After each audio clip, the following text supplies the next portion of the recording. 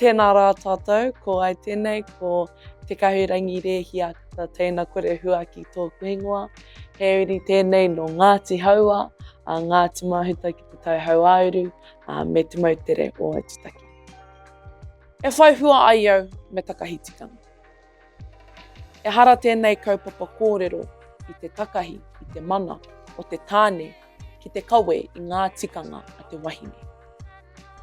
Ki te whakaaro pērā koe, whamahue ke i aku. Ko te ngako o aku kōrero.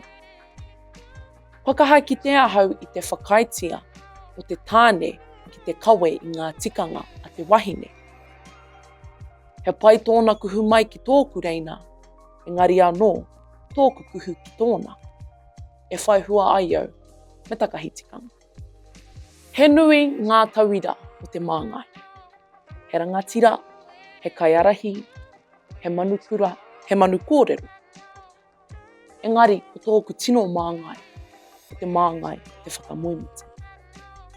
Ka hoake ana hau i te ata, o ngā kupu tuatahi ka puta i tōku māngai, he whakamoemiti.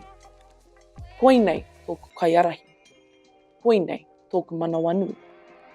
Karaka te Māui, ko ngā māngai o te ao kiko, hei tauira mōku. Ngari me raka te katau, i te māngai o te whakamoemiti.